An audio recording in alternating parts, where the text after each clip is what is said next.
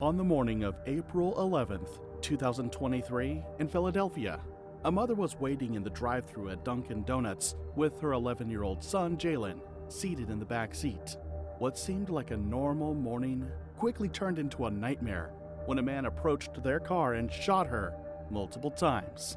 Her son witnessed everything from the back seat, unable to help. Tragically, the mother didn't survive. Police were called to the Dunkin' Donuts on Temple Hills Road shortly after the incident. The victim was identified as Rachel King, a 34-year-old mother. She had been on her way to drop her son off at a violin lesson, but decided to get breakfast first when her life was brutally cut short. However, this wasn't a random act of violence. It was later revealed to be a calculated, cold-blooded plan orchestrated by two individuals who wanted her dead for a very shocking reason. This is the story of Rachel King.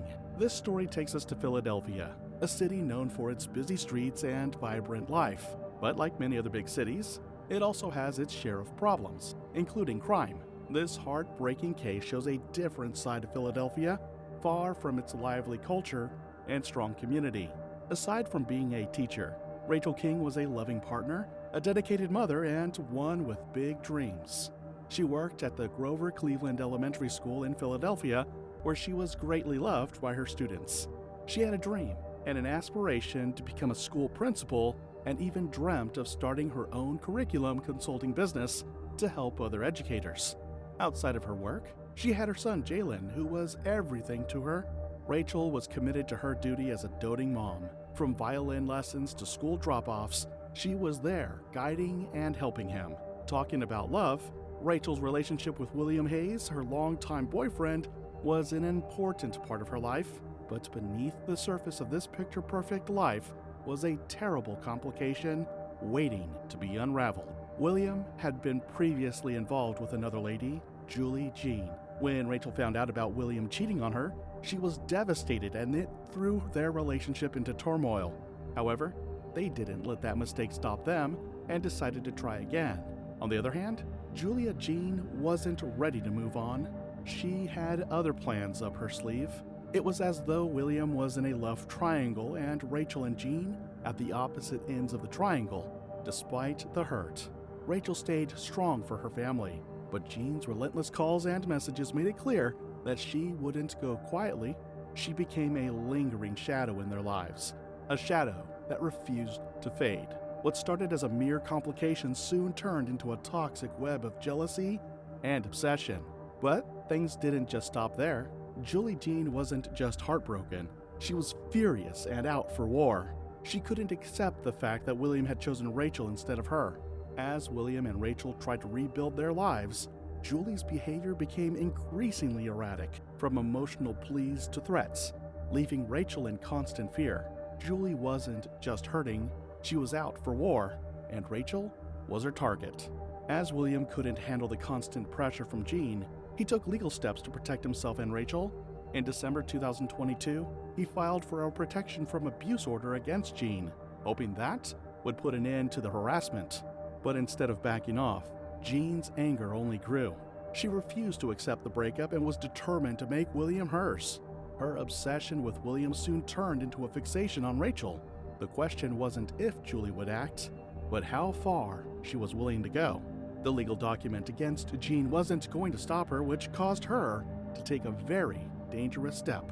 She enlisted the help of a young man named Zaki al-Hakim, who was actually a cousin to the father of her 3 children. Al-Hakim, who was struggling with his own issues, and one of which was homelessness, was drawn into Jean's world of anger and revenge. Jean and Al-Hakim started regular communication, and from just casual talks, they proceeded to serious discussions about carrying out their deadly plan. Their words were no longer harmless. They became a blueprint for destruction. As their plotting deepened, they met in person to solidify their agenda, leaving no detail overlooked. In the following weeks, the plan kept brewing, and the duo started with tracking Rachel's movement to learn her routines and find the perfect moment to strike. It was clear they weren't planning a spur-of-the-moment decision. This was to be a meticulously crafted operation, executed without a single flaw. Al-Hakim became the eyes and ears of the operation, shadowing Rachel's every move and reporting back to Jean. To make the work easy, they needed a vehicle, something that would blend in and not draw attention. In late March 2023, they found it, a used Mercury Sable. Jean purchased the vehicle from a dealership in Philadelphia and paid $1,500 for it. It wasn't flashy or memorable, but that was the point. With this vehicle, Al-Hakim could follow Rachel unnoticed, a predator hidden in plain sight. Al-Hakim took note of every step and details of Rachel when she went to work, dropped off her son, and even when she took him to violin lessons. It was clear that Rachel had a predictable routine, which in a way made her an easy target. At this point, Jean was running on jealousy and rage. The duo had everything they needed: car, information, and intent. The stage was set, and the moment to strike was looming closer than ever. On D-Day, April 11th, 2023, Rachel saw it as her regular morning. Like every other day, she had plans to get Jalen to his violin lesson before heading off to school. They followed their routine. Rachel got herself ready, then helped her son with his things. As they prepared to leave, Rachel knew it would be a simple errand: grab some breakfast from Dunkin' Donuts, then off to the lesson.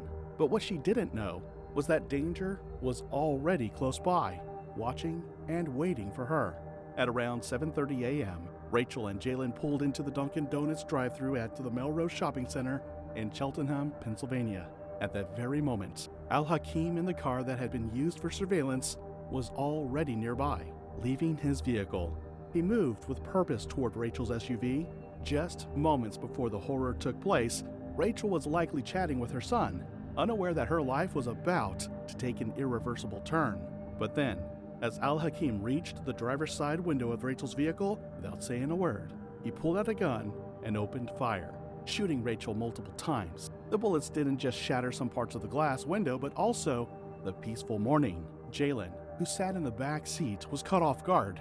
He didn't even understand what was happening at first. The deafening sound of the gunshot echoed in his ears as he watched in pure disbelief as his mother was shot. The shock and confusion on his face were soon replaced by an unimaginable terror, knowing he was powerless to stop it. That moment, filled with violence and chaos, cruelly stole Jalen's childhood innocence, leaving an indelible mark on his heart that would haunt him for the rest of his life. Al-Hakim, on his own part, didn't waste any time after firing the shots. He quickly turned and retreated to his car. He sped away from the scene. The sounds of the gunshots attracted lots of people, and witnesses were quick to dial 911. Emergency responders arrived swiftly, desperately trying to save Rachel's life, but it was clear that time had run out. On arrival, Rachel was already slumped over in her seat with blood staining the inside of the car. However, despite their best efforts to save her life, it was too late. Rachel King was pronounced dead at the scene. In an instant, the Dunkin' Donut parking lot became a crime scene. As officers arrived, they began to piece together what had happened. Jalen, who sat in the back seat, was physically unharmed, but he was heartbroken. He witnessed something an adult shouldn't see, talk less about a child. Investigators and first responders rushed to comfort him, but nothing could ease the pain of losing his mother in such a traumatic way. The young boy was taken into the care of family members, while detectives started their investigation. Investigators knew they had to move quickly. The crime was already public, and several people were calling for justice to be done. As the detectives went through the scene, there was one piece of evidence waiting for them: surveillance footage. Seems as though Jean and Al-Hakim didn't put that into consideration when making their plans. The Dunkin' Donuts cameras had captured the entire attack: Al-Hakim walking up to Rachel's car, pulling the trigger, and then fleeing the scene. But what they didn't realize was that the footage was only the beginning of their unraveling. The surveillance footage was just a drop in the ocean of the discoveries made by detectives. The detectives turned to phone records to find a connection between the shooter and the brains behind the plot. They found a series of communications between Jean and Al-Hakim. They had been sending messages leading up to the day of the murder. While they thought they were being smart in deleting the messages, the detectives were able to recover the entire 787 deleted texts between the two. The next breakthrough came in car identification.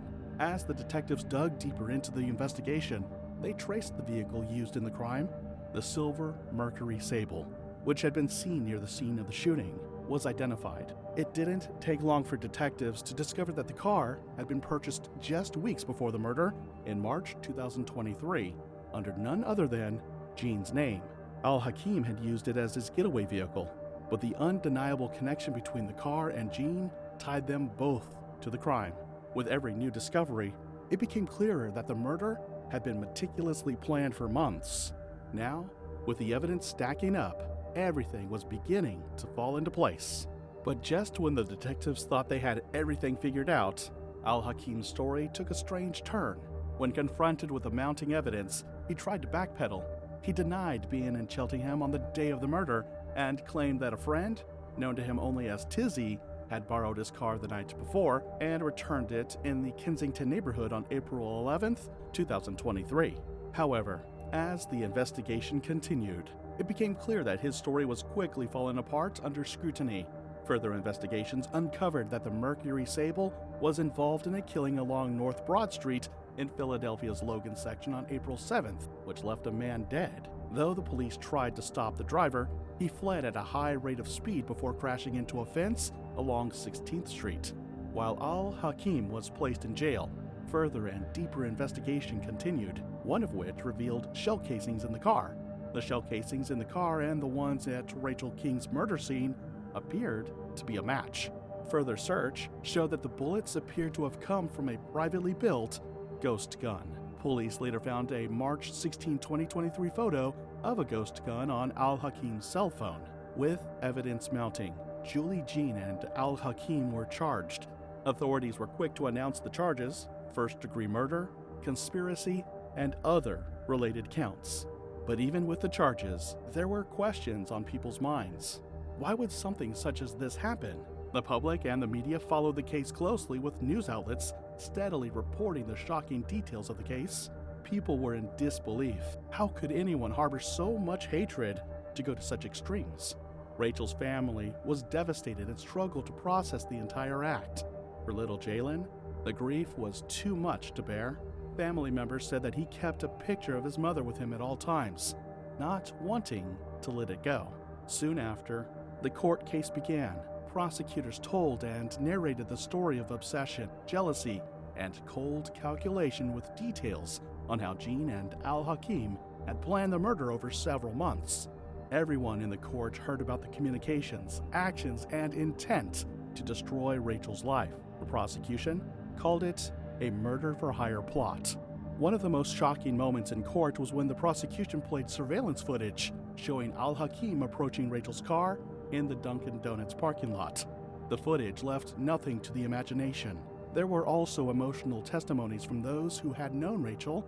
They spoke about the woman she was. Like, when you see her, she smile, she laughs, she asks how you doing, like she'll never be upset, and I just want to make a memory of her by just sitting a rose on her desk. Each person spoke about her strength and kindness. During the trial, the defense tried arguing insufficient evidence against their clients, but the prosecution's case was hard to ignore. With phone records, vehicle identification, and witness testimony, the evidence against Jean and Al-Hakim seemed undeniable. Every detail pointed to their involvement, and it was clear that their obsession with Rachel had led to a deadly decision. Finally, after weeks of testimony, the jury deliberated. It didn't take long, just 52 minutes, to return with a verdict. Both Jean and Al-Hakim were found guilty of first-degree murder. While the family, community, and loved ones still mourned Rachel, they heaved a sigh of relief over justice being served. Sentencing soon followed, and they were both sentenced to life imprisonment for Rachel's memory. It was a collective mourning. Family, friends, loved ones, and even some of her students came together to honor her life and the impact she made. There were candles, flowers, and heartfelt messages at the memorial showing people's love and admiration for her. With the case being over, Jalen still had a long way to go, healing. With the love of his family and support from counselors, Jalen started therapy, slowly processing the trauma he'd endured. With a network of family, friends, and professionals, Jalen had the strength to keep moving forward. You see, Rachel's story is heartbreaking, but Kanya's story is horrible. On the morning of September 24th, 2022, a 20-year-old woman sent a simple smiley face emoji to her mom, just like any other day. But within half an hour, that routine message turned into a nightmare. Her car was found without her, and no one knew where she was. Later, a call to 911 dispatched the officer who came to the location and started searching. After hours of failure, Kanya's body was found in an alley, shot to the head and set on fire. This is the tragic story of Kania Brunson. More shocking than what you just watched, Kania Brunson was that individual who would light up a room wherever she went.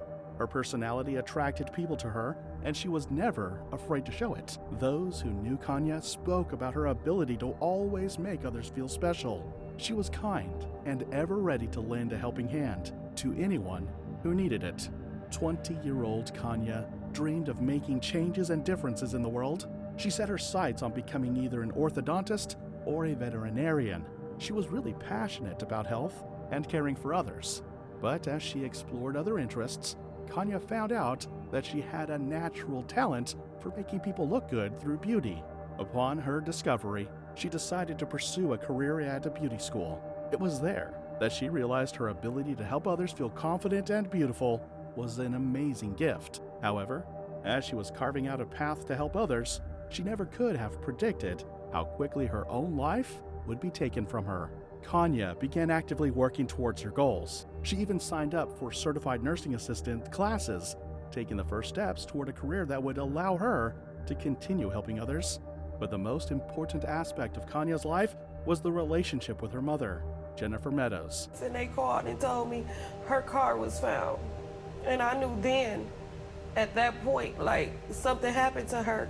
The two were quite close, such that Jennifer often referred to Kania as her best friend. Kania would always tell the story of how Kania had a unique way of making people smile, no matter what. Yet, while Kania had the love and support of her mother, there was another side to her life that raised concerns. Unfortunately, one of the most complicated aspects of Kania's life was her involvement with a man called Sultan Sharif. Sharif was a 53-year-old man who was in Kania's life in the role of a sugar daddy. He gave her attention and financial stability. However, what started as just a mere illicit relationship grew to become something very dangerous. Despite the significant age gap and his marriage, Kania found herself emotionally and physically entangled in the affair, struggling to break free from Sharif's control. As the relationship kept going, Sharif's manipulation started taking a toll on Kania. At a point, he decided to cut ties with her, to which Kania was unwilling to accept and began reaching out to his wife in an attempt to expose the affair. The relationship was already a toxic one. The confrontation led Kania to a journey she never returned from. Sharif even reached out to Kania's mother, letting her know of the new development, as he didn't want to deal with Kania anymore. By September 24th, things had reached a breaking point. The morning of September 24th was like any other day. Kania, in her usual cheerful manner, left home and even sent her mother a smiley face emoji before she left. It was their routine, a small gesture of love, but Jennifer didn't know that would be her last communication with her daughter. Kania, on her own part, went about her day oblivious to any harm or danger. Just within 30 minutes of Kania leaving home, Jennifer received a phone call that Kania's car was found without her in it. At that moment, Jennifer knew something was wrong, but she couldn't understand yet. The fact that Kania's car had been found was a clear sign something terrible had happened. Kania met with Sharif that day, but instead of a welcoming hand, she was met with confrontation. Sharif, fed up and intent on ending the relationship once and for all, had planned something bigger and more evil than a simple breakup. A witness later reported seeing Sharif on top of Kania in his car, with Kania desperately screaming, "He cut my throat!" as she fought for her life. Shocked and horrified by the scene, the witness immediately called 911. Moments later, another call came in from a different witness describing the same disturbing sight. When the police arrived, they found no sign of Kania or Sharif. Despite their efforts, both were gone, and Kania was officially declared missing. At that point, Jennifer couldn't understand and fathom what was going on. The only request she had in her mouth was if her daughter was okay. The search for Kania Brunson's whereabouts began after her car was found abandoned on King Drive in Milwaukee. The police launched an investigation, tracking down leads and searching areas near her last known location and her car site. Hours later, Kania's lifeless body was discovered in an alley near Palmer and Keith Streets. The sight was horrific. Kania had been bound, shot execution style in the back of the head, and her body set on fire. The violence of the crime shocked everyone who heard about it. It was a disastrous way to end anyone's life. Soon, police investigations began to discover the truth behind the horror, but Jennifer and her family were subdued to more pain. The journey to justice began. Jennifer knew Sharif must have had something to do with it, and she had received a troubling call from Sultan Sharif just a week before Kania's murder. He had reached out to her, claiming he wanted to end things with Kania, but he also mentioned something deeply concerning. Kania had been reaching out to his wife, trying to expose their affair. This discovery became the breakthrough in the investigation. As the investigation progressed, the puzzle pieces started coming together. Witnesses came forward, and investigators started piecing together Kania's last interactions. A witness had seen Sharif on top of Kania in his car.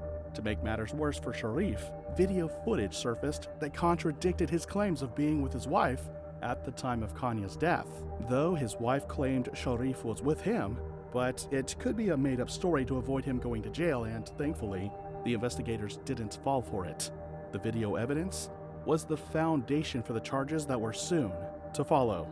The trail of evidence eventually led to the arrests of Sultan Sharif and his brother-in-law, Johnny Hopgood. The two men were arrested and charged with Kania's brutal murder. Sharif faced first-degree homicide and mutilating a corpse, while Hopgood was charged with aiding a felon and mutilating a corpse. It was discovered that Hopgood helped his brother-in-law to burn and dispose of Kania's body. It was obvious the duo never believed they would be caught. The weight of these charges brought a sense of justice, but it was only the beginning of a long legal battle.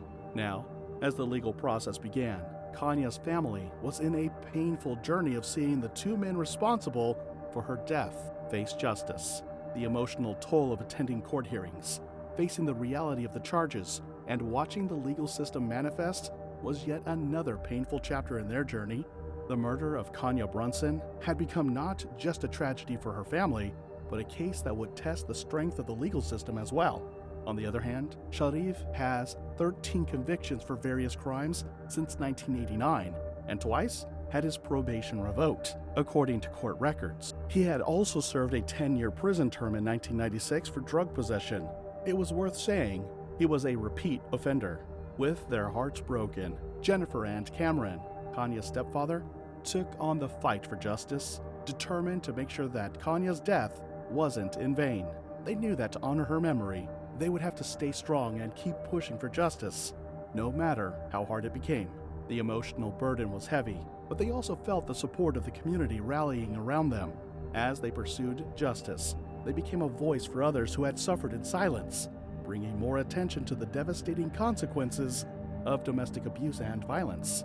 When Sultan Sharif's trial began, Kania's parents sat in the courtroom, their eyes fixed on the man who had manipulated their daughter, driven her into a toxic relationship, and ultimately ended her life. Every piece of evidence, every testimony, and every detail of the case revealed the truth that Kania had suffered terribly before her death. For Jennifer and Cameron, each new revelation felt like another gut punch, but they were determined to stay strong for Kania and for themselves. Throughout the trial, Kania's parents were vocal in their anguish.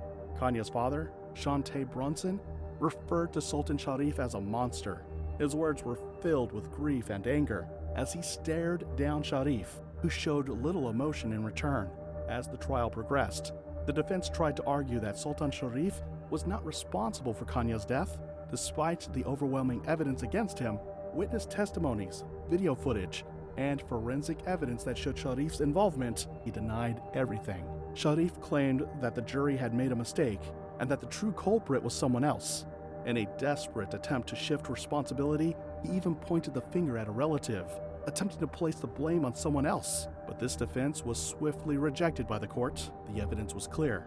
Sultan Sharif had murdered Kania Brunson in cold blood, and there was no escaping the truth. Finally, the moment that Kania's family had been waiting for arrived. The sentencing. The judge delivered the sentence condemning Sultan Sharif to life in prison without the possibility of parole. While Kania's parents felt relieved that justice had been served, it wouldn't still fill the gap created by the loss of their daughter. The sentencing did little to ease the pain of losing their daughter. Kania was gone, and nothing could change that. Jennifer and Cameron expressed their gratitude toward the legal system for bringing about this measure of justice. In a statement to the press, they said, "We may never get over the pain of losing Kania, but knowing that Sultan Sharif will never hurt another person again gives us some peace." Kania had a promising future ahead of her. She had dreams, and big ones at that, but those dreams were abruptly cut short when Sultan Sharif ended her life. After everything that happened to Kania, it's hard not to wonder what led to such a tragic ending. What made Sultan Sharif go so far? Was it his control over Kania, or was there something else driving him to such violence? What measures are you taking to protect yourself nowadays? Let us know in the comments section below. Here are some other shocking stories we've covered on this channel, and they're even more disturbing than what you just watched. I hope you learned something from them. If you like the way we present these stories, please like the video and subscribe to the channel for more content. See you in the next one.